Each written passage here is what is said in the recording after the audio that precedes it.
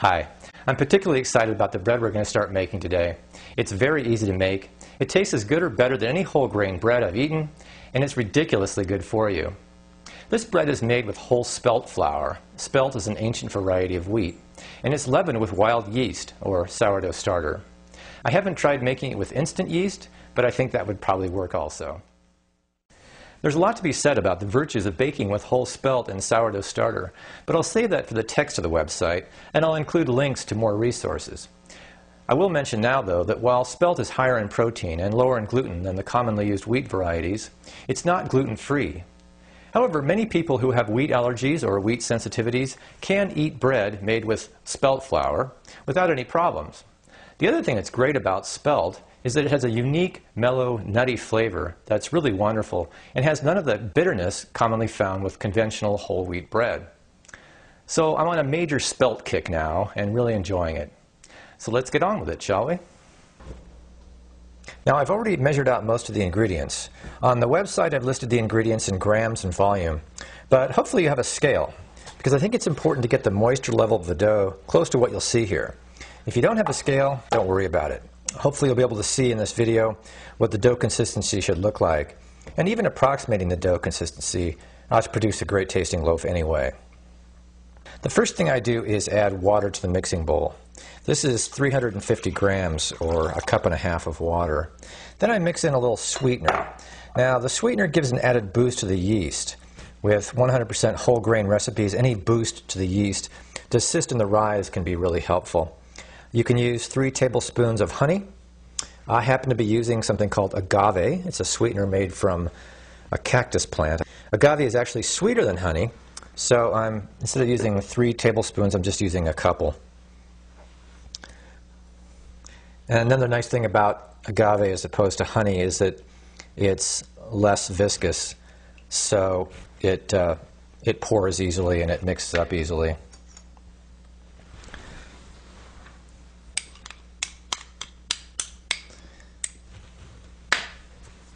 So mix that into the water a little bit.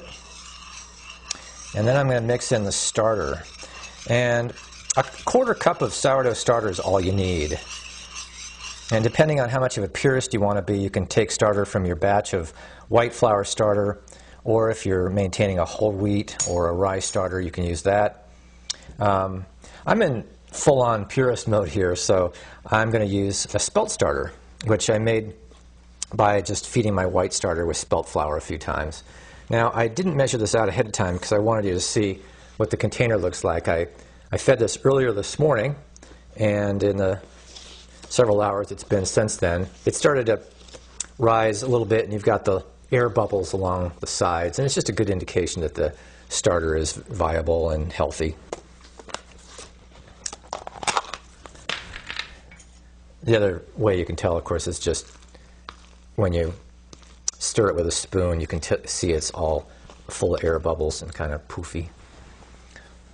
So we'll take a quarter cup of this.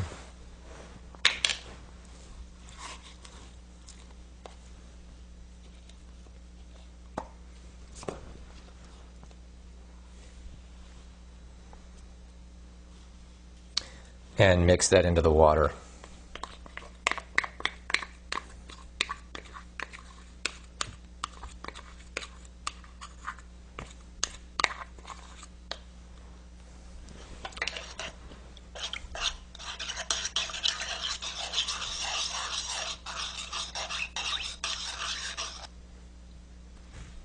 Now I'm simply going to add the flour, which is already measured out, and I just have to add the salt to it. This is 10 grams of salt. And I'll mix the salt in with the flour before I add it to the water.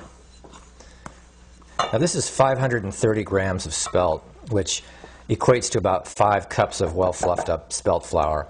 This is a lot more flour by volume than you would typically see in a wheat flour no-knead recipe, for example. Spelt doesn't need as much water as an equivalent volume of white flour to get the same consistency.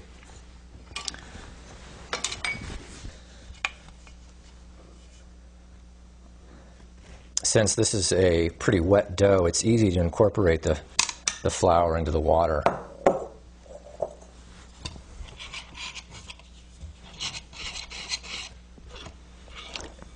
really only takes maybe 30 seconds or a minute to mix it well.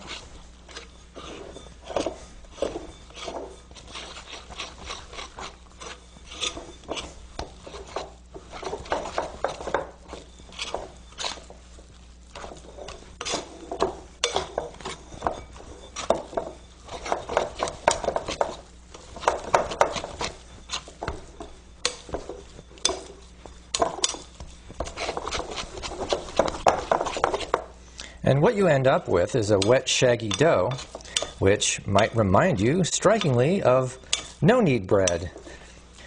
It's not quite as wet as that, but it's very similar, and it's the high moisture content of the dough that gives you the more open crumb, the larger holes that a lot of people really appreciate about no-knead bread. Now, instead of kneading this dough, which is very difficult to do with this wet of dough, is I'm going to use what's called a stretch and fold technique to develop the dough. And what this does is it helps with the gluten formation without degassing the dough along the way. In fact, I think another key component of the success of this recipe is that you're handling the dough very gently the whole time. So we'll show you what that looks like in about an hour. What I'm going to do is have it do about 3 of the stretch and folds at half-hour to hour intervals. That seems to work well. So I'll cover this in plastic and come back in about an hour to do the first stretch and fold. Okay, it's been about an hour since we mixed up the dough. Now I'm going to do the first stretch and fold thing, which is super easy and almost exactly like what it sounds like it would be. I'm going to dust the dough a little bit with flour so it's not quite so sticky, and the same thing on my hands. And then I'm going to use a dough scraper just to separate it from the edges of the bowl. And if you really want to get tricky, you can dip the dough scraper in water, and it will be even better for preventing sticking. And just sort of separate it from the bowl, and then pick it up and do a stretch and fold. And then same thing from the other direction.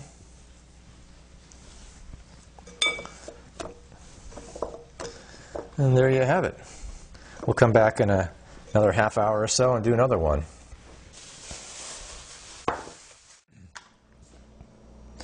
All right, I'm not quite sure why I'm showing you a second stretch and fold, because it looks just like the first, and I sure won't subject you to a third one, but here we go.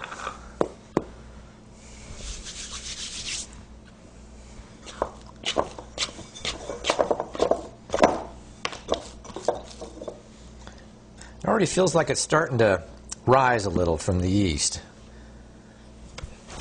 So, there we go.